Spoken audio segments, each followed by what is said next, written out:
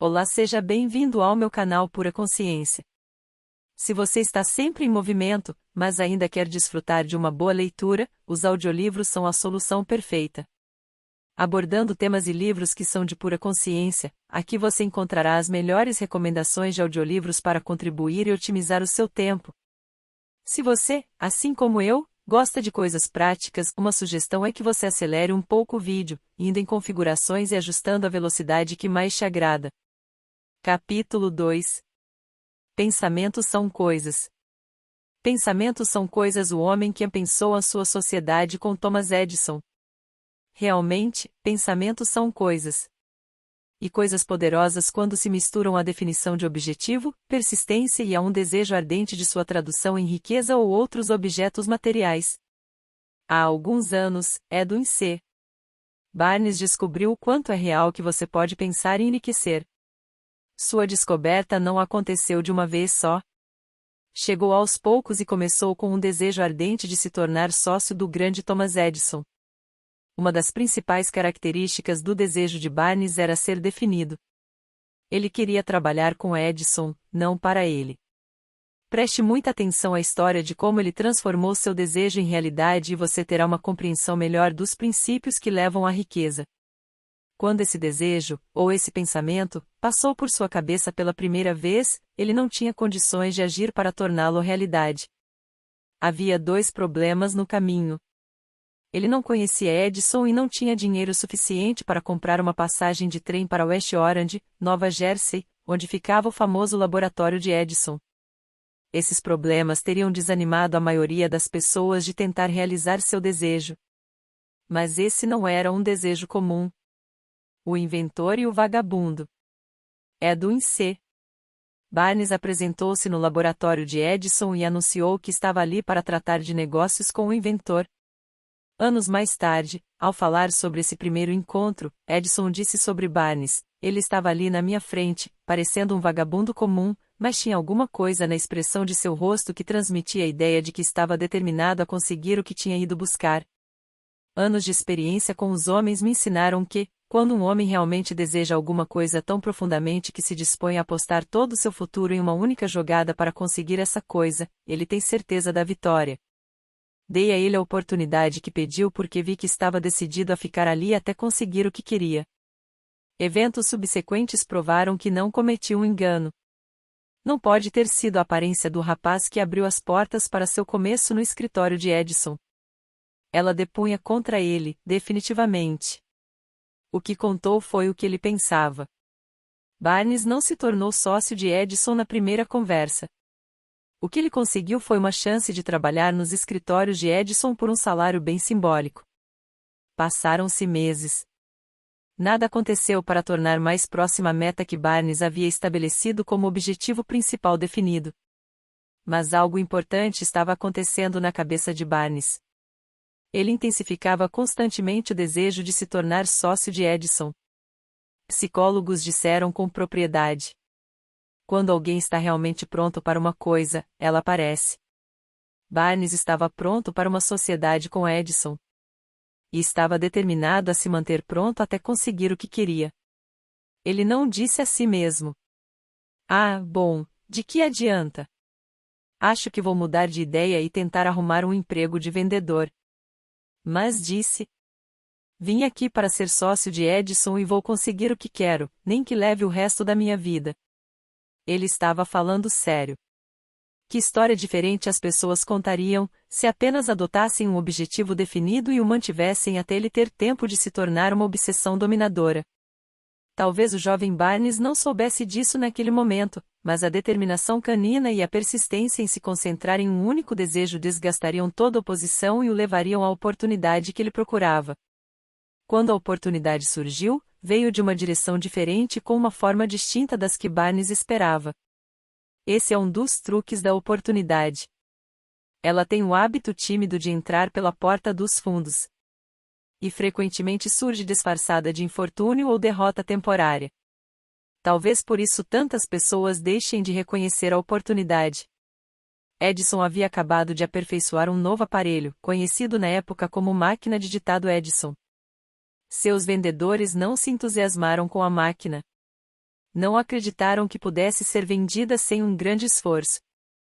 Barnes viu sua oportunidade.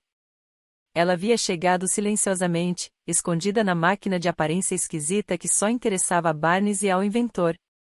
Barnes sabia que podia vender a máquina de ditado Edison e disse isso a Edison, que então decidiu dar uma chance ao rapaz. E Barnes vendeu a máquina. De fato, vendeu tão bem que Edison deu-lhe um contrato para distribuir e divulgar a máquina em todo o país. Com essa associação, Barnes ganhou muito dinheiro e enriqueceu, mas também fez algo infinitamente maior. Ele provou que se pode realmente pensar em enriquecer. Não tenho como saber quanto dinheiro rendeu aquele desejo original de Barnes. Talvez tenha rendido a ele uns 2 milhões de dólares ou 3 milhões. 3 milhões de dólares no começo do século XX seriam comparáveis a mais de 50 milhões de dólares em poder de compra no início do século XXI. Mas o valor se torna insignificante, comparado ao bem maior que ele adquiriu. O conhecimento definitivo de que um impulso intangível de pensamento pode ser transmutado em recompensas materiais pela aplicação de princípios conhecidos. Barnes literalmente pensou a sociedade com o grande Edison. Pensou ganhar uma fortuna. Não tinha nada com que começar, exceto o conhecimento do que queria e a determinação de manter esse desejo até realizá-lo. A 1 metro do ouro. Uma das causas mais comuns de fracasso é o hábito de desistir diante de uma derrota temporária. Todo mundo comete esse erro em algum momento. Durante os dias da corrida do ouro, um tio do meu amigo Darby pegou a febre do ouro e foi para o oeste, para o Colorado, cavar e enriquecer. Ele nunca tinha ouvido que mais ouro é extraído dos pensamentos dos homens que do solo. Ele tomou uma decisão e foi trabalhar com pá e picareta. Depois de semanas de trabalho, foi recompensado com a descoberta do metal brilhante. Ele precisava do maquinário para trazer o minério à superfície. Sem alarde, cobriu a mina e voltou para casa em Williamsburg, Maryland. Lá contou aos parentes e a alguns vizinhos sobre a descoberta. Eles juntaram o dinheiro para o maquinário e seu transporte. Darby decidiu se juntar ao tio, e eles foram trabalhar na mina. O primeiro vagão de minério foi extraído e despachado para uma fundição. O retorno comprovou que eles tinham uma das minas mais ricas do Colorado. Mais alguns vagões daquele minério pagariam suas dívidas. Então chegaria a hora dos grandes lucros. As sondas desceram. As esperanças de Darby e de seu tio cresceram. Mas uma coisa aconteceu. O veio de ouro desapareceu. Haviam chegado ao fim do arco-íris, e o pote de ouro não estava mais lá. Eles cavaram, tentando desesperadamente encontrar o veio outra vez, mas foi inútil. Finalmente, decidiram desistir. Venderam as máquinas para um comerciante de objetos usados por algumas centenas de dólares e voltaram para casa. O vendedor de objetos usados procurou um engenheiro de mineração para dar uma olhada na mina e fazer alguns cálculos. O engenheiro deduziu que o projeto havia fracassado porque os proprietários não conheciam as linhas de falha. Seus cálculos mostraram que o veio seria reencontrado a 1 metro de onde os Darby haviam interrompido a perfuração. E ele foi encontrado exatamente lá. O vendedor de objetos usados extraiu milhões de dólares em minério da mina porque teve a ideia de procurar a orientação de um especialista antes de desistir. Muito tempo depois, Darby recuperou o prejuízo e lucrou muito quando descobriu que desejo pode ser transmutado em ouro. A descoberta aconteceu depois que ele se tornou corretor de seguros de vida. Sem nunca esquecer que havia perdido uma fortuna por ter parado a 1 metro do ouro, Darby lucrou com a experiência em sua nova área de atuação. Simplesmente disse a si mesmo: parei a 1 metro do ouro, mas nunca vou parar porque os homens dizem não há compra de apólices de seguro. Darby ingressou no pequeno grupo de homens que vendiam mais de $1 milhão em seguros de vida anualmente. Ele devia sua insistência à lição que aprendeu com sua desistência no negócio de mineração de ouro. Antes de sucesso chegar à vida de alguém, essa pessoa certamente encontrará muitas derrotas temporárias e talvez algum fracasso. Quando sobrevém a derrota, a coisa mais fácil e mais lógica a fazer é desistir. É exatamente o que faz a maioria das pessoas. Mais de 500 das pessoas mais bem-sucedidas que este país já conheceu, me disseram que seu maior sucesso aconteceu um passo além do ponto em que a derrota as havia atingido. O fracasso é um trapaceiro com um aguçado senso de ironia e astúcia. Ele se diverte muito, fazendo a pessoa tropeçar quando o sucesso está ao alcance da mão. Comentário. A crença de Napoleão Hill, a de que todo fracasso traz nele a semente de um benefício equivalente, foi a inspiração para o empreendedor e orador motivacional Wayne Allen Roth escrever seu livro The Joy of Failure. Publicado no fim da década de 1990, não só conta a história pessoal de Wayne sobre usar seus fracassos como degraus para o sucesso, como também reconta histórias de outras pessoas bem-sucedidas que provam que os ricos e famosos só chegaram a esse patamar por causa da aprendizagem com seus fracassos. Pessoas como Jack Welch, o imensamente bem-sucedido CEO da General Electric, que no começo da carreira fracassou de maneira dramática quando uma fábrica de plásticos pela qual ele era responsável explodiu. O bilionário Charles Schwab foi um fracasso na escola e na universidade, reprovado 2 vezes em inglês básico por conta de um distúrbio de aprendizado, e depois fracassou em Wall Street mais de uma vez antes de ter a ideia que cresceu e fez dele um homem rico.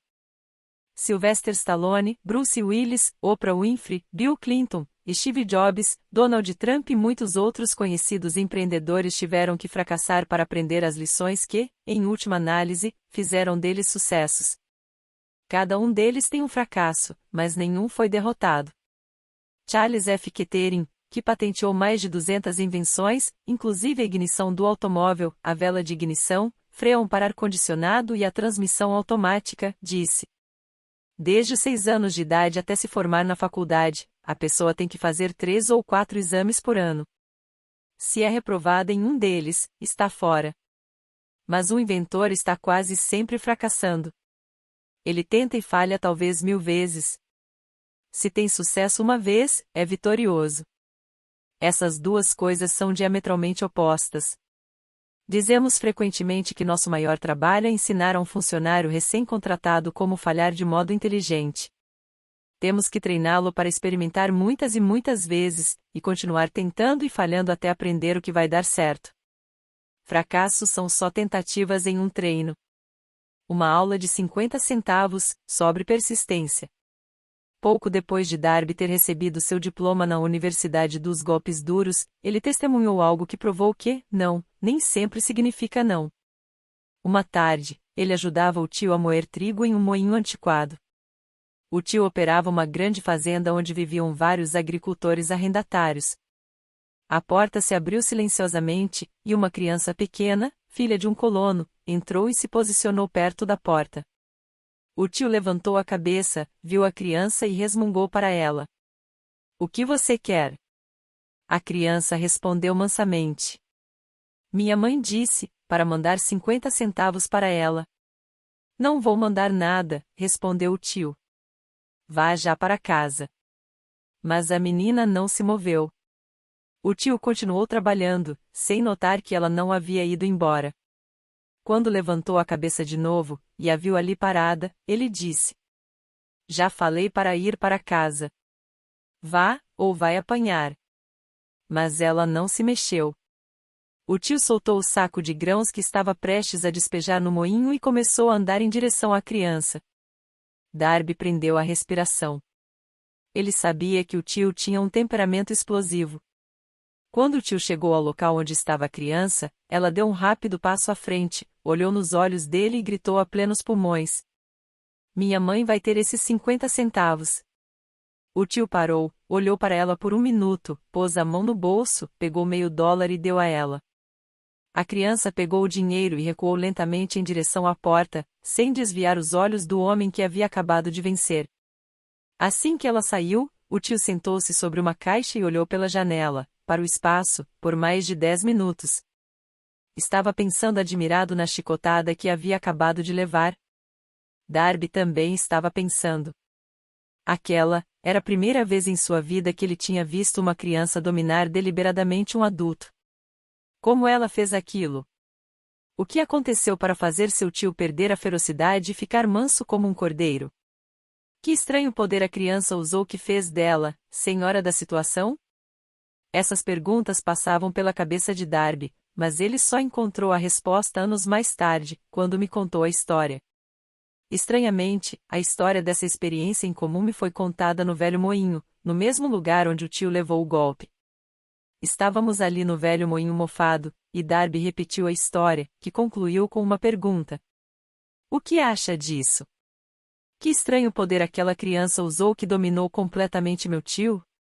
A resposta para esta pergunta será encontrada nos princípios descritos neste livro. A resposta é plena e completa. Contém detalhes e instruções suficientes para você entender e aplicar a mesma força que a criança encontrou acidentalmente. Mantenha a mente alerta e você vai saber exatamente que estranho poder ajudou aquela criança. Você pode vislumbrar o poder neste capítulo, ou ele pode aparecer na sua cabeça em algum capítulo mais adiante. Se você ficar alerta para a possibilidade, vai encontrar em algum lugar a ideia que vai acelerar seus poderes receptivos e colocar ao seu dispor esse mesmo poder irresistível. Ele pode chegar na forma de uma ideia única. Ou pode vir como um plano completo, ou um objetivo. Pode até fazer você voltar às suas experiências passadas de fracasso ou de derrota. E, assim, pode trazer à superfície alguma lição com a qual você pode recuperar tudo o que perdeu na derrota. Depois que expliquei a Darby o poder usado involuntariamente pela criança, ele refez mentalmente seus 30 anos de vendedor de seguros de vida.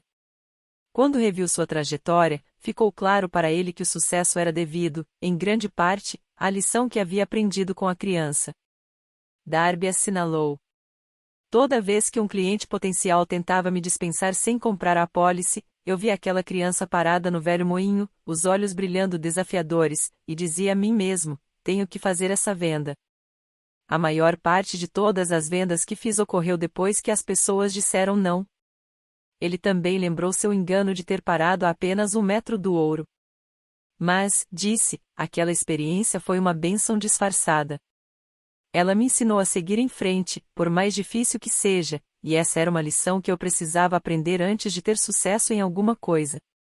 As experiências de Darby foram comuns e simples, mas continham a resposta para seu destino na vida. Na verdade, para ele, as experiências foram tão importantes quanto a própria vida. E ele foi capaz de lucrar a partir dessas duas importantes experiências porque as analisou e encontrou a lição que ensinavam. Mas e se você não vir os eventos de sua vida como experiências de tão profunda importância? E quanto ao jovem que ainda não tem nem pequenos fracassos para analisar? Onde e como ele vai aprender a arte de transformar derrotas em degraus para a oportunidade? É exatamente por isso que este livro foi escrito para responder a essas perguntas. Para transmitir minha resposta, construí 13 princípios. Esses princípios funcionam individualmente ou juntos como catalisadores. A resposta específica que você está procurando já pode estar na sua cabeça. Ler esses princípios pode ser o catalisador que vai fazer sua resposta surgir repentinamente como uma ideia, um plano ou um objetivo. Uma ideia sólida é tudo de que você precisa para alcançar o sucesso. Esses 13 princípios contêm os melhores e mais práticos meios e caminhos para criar ideias. Consciência de sucesso.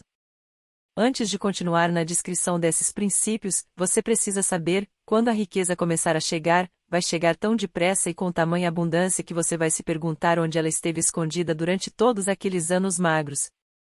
Essa é uma declaração surpreendente, especialmente quando você leva em consideração a crença popular de que a riqueza só chega para quem trabalha duro e por muito tempo. Quando você começar a pensar em enriquecer, vai observar que a riqueza começa com um estado mental, com definição de objetivo, com pouco ou nenhum trabalho duro. O que você precisa saber agora é como obter esse estado mental que vai atrair riqueza. Passei 25 anos pesquisando a resposta para essa pergunta, porque eu também queria saber como os homens ricos ficam ricos. O que você vai descobrir é que, assim que dominar os princípios dessa filosofia e começar a aplicá-los, sua situação financeira vai começar a melhorar. Tudo que você tocar vai começar a se transmutar em um bem para o seu benefício. Impossível? De jeito nenhum. Uma das principais fraquezas da pessoa comum é ter muita familiaridade com a palavra impossível.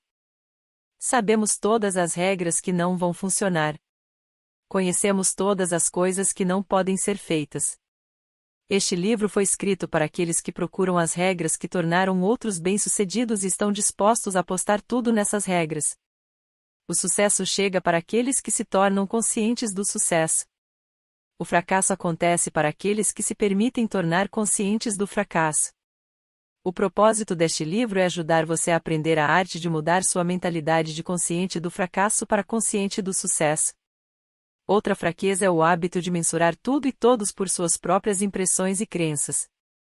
Alguns leitores terão dificuldade para acreditar que é possível pensar em enriquecer porque seus hábitos de pensamento incluem pobreza, miséria, fracasso e derrota. Esse tipo de pensamento me faz lembrar a história do homem que chegou da China para estudar na Universidade de Chicago. Um dia, o presidente Harper encontrou esse rapaz no campus e parou para conversar com ele por alguns minutos. Ele perguntou que característica do povo norte-americano o rapaz considerava mais notável. Ora, respondeu o estudante, o formato incomum dos olhos. Tudo é uma questão de perspectiva e hábito. O mesmo é válido para sua crença no que uma pessoa pode realizar. Se você desenvolveu o hábito de ver a vida apenas de sua perspectiva, pode cometer o engano de acreditar que suas limitações são, de fato, a medida correta das limitações. O impossível a motor Ford V8. Quando Henry Ford decidiu produzir seu famoso motor V8, optou por construir o motor com os 8 cilindros montados em um único bloco. Ford instruiu seus engenheiros a projetar o motor. O projeto foi feito, mas todos os engenheiros concordaram que era simplesmente impossível montar um bloco de motor de 8 cilindros em uma única peça. Ford disse: "Produzam assim mesmo." Mas, eles responderam: "É impossível." "Façam", Ford ordenou, "e continuem trabalhando até conseguirem. Não interessa o tempo necessário." Os engenheiros se dedicaram ao trabalho. 6 meses se passaram. Nada aconteceu. Mais 6 meses se passaram, e ainda nada. Os engenheiros tentaram todos os planos concebíveis para cumprir a ordem, mas o projeto parecia estar fora de questão. Impossível. No fim do ano, Ford voltou a conversar com seus engenheiros, e de novo eles disseram que não haviam encontrado um jeito de cumprir suas ordens. "Continuem", disse Ford. "Eu quero e vou ter." Eles continuaram, e então, como que por um passe de mágica, o segredo foi descoberto. A determinação de Ford havia vencido mais uma vez. Henry Ford foi um sucesso porque entendia e aplicava os princípios do sucesso. Um desses princípios é o desejo. Saber claramente o que você quer. Lembre-se da história de Ford enquanto continua lendo este livro. Selecione as linhas nas quais os segredos de sua estupenda realização são descritos. Se fizer isso, se conseguir identificar os princípios específicos que fizeram de Ford alguém rico, vai poder igualar suas realizações em quase qualquer vocação que você possua. Comentário. Para os leitores que podem interpretar as atitudes de Ford como nada mais que obstinação, os editores ressaltam que ele empregava uma técnica que se tornou parte comum do planejamento estratégico em muitos ramos, inclusive o aeroespacial, dos computadores, da medicina e o militar. Quando lançam projetos grandes, complicados e de longo prazo, os planejadores sabem que em certos pontos do caminho vão precisar de componentes que simplesmente ainda não existem. O fato de no começo não haver um caminho para ir de A a B não os detém. Há muitas partes do projeto que eles podem começar agora, e simplesmente presumem que, quando chegarem ao ponto onde terão necessidade de uma tecnologia ou um aparelho, terão resolvido o problema de criá-los. E acertaram muitas e muitas vezes. Para colocar de maneira simples, a técnica é saber claramente o que você quer realizar, ter fé em sua capacidade e persistir até ter alcançado seu objetivo. Porque você é o senhor do seu destino. Quando o famoso poeta inglês, William Henley, escreveu os versos proféticos "Sou o senhor do meu destino, sou o capitão da minha alma", ele devia ter nos informado de que o motivo pelo qual somos senhores do nosso destino, capitães de nossa alma, é termos o poder de controlar nossos pensamentos. Ele devia ter nos contado que é porque de algum jeito nosso cérebro fica magnetizado pelos pensamentos dominantes que guardamos na mente. E é como se a mente magnetizada atraísse para nós as forças, as pessoas e as circunstâncias de vida que estão em sincronia com nossos pensamentos dominantes. Ele devia ter nos contado que, antes de podermos acumular riqueza em grande abundância, temos que magnetizar a mente com um intenso desejo por riqueza. Temos que nos tornar conscientes do dinheiro até o desejo por dinheiro nos levar a criar planos definidos para adquiri-lo. Mas, sendo um poeta, Haley contentou-se em estabelecer uma grande verdade de forma poética, deixando para os que o seguiam a interpretação do significado filosófico de seus versos.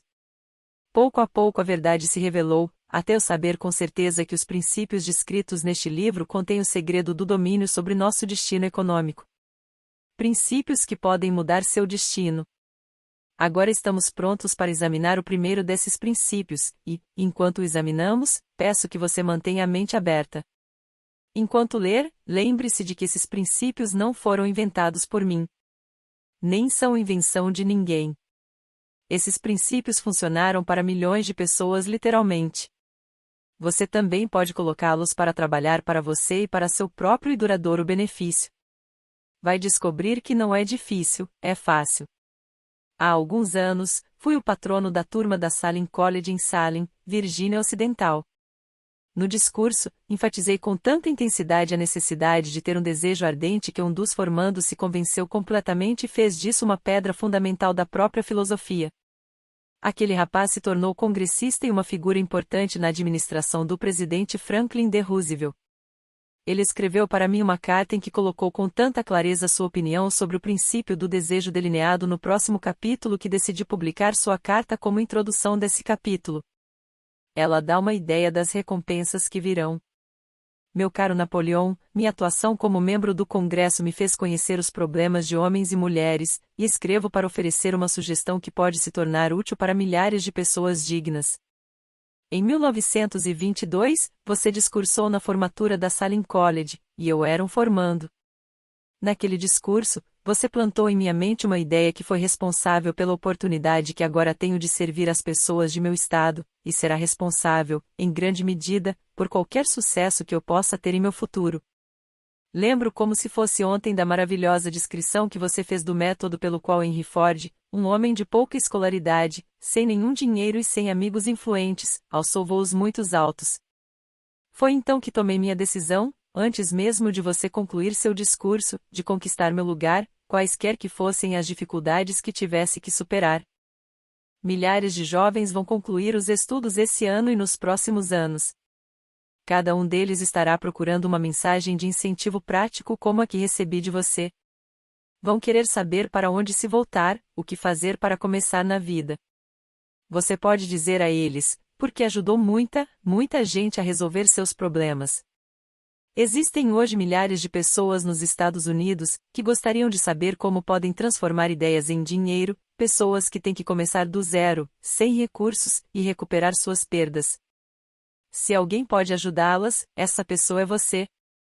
Se publicar o livro, eu gostaria de ter a primeira cópia que sair da gráfica, autografada por você. Com os melhores votos, acredite. Cordialmente. James Randolph. Desde aquela época em 1922, vi James Randolph progredir e se tornar um dos principais executivos de empresa aérea do país, um grande palestrante motivacional e senador dos Estados Unidos pela Virgínia Ocidental. 35 anos depois de ter feito aquele discurso, foi um prazer retornar à Salem College em 1957 como orador do bacharelado. Na ocasião, recebi um diploma honorário de doutor em literatura da Salem College. Comentário. Para o começo da leitura do próximo capítulo, os editores gostariam de reforçar a declaração anterior de que o que você está lendo não é só uma coleção de teorias das quais pode escolher o que quiser. Os 13 princípios de sucesso foram comprovados por experiências da vida real de uma longa lista de pessoas famosas e bem-sucedidas citadas anteriormente por Napoleão Hill. As técnicas também são praticadas e endossadas pelos especialistas contemporâneos e autores que os editores mencionaram, seguindo a lista de Hill. Mais de 60 milhões de pessoas compraram o livro que você tem agora em mãos. Se este livro teve tanto sucesso, certamente você deve dar a si mesmo a chance dele trabalhar por você também. Leia. Não questione. Faça isso. Se não, se achar que sabe mais que Napoleão Hill, se decidir escolher as partes em que vai acreditar ou que vai seguir e não alcançar o sucesso, você jamais saberá se o fracasso reside neste livro ou em você. Obrigada por ouvir até aqui. Acompanhe no próximo vídeo o capítulo 3.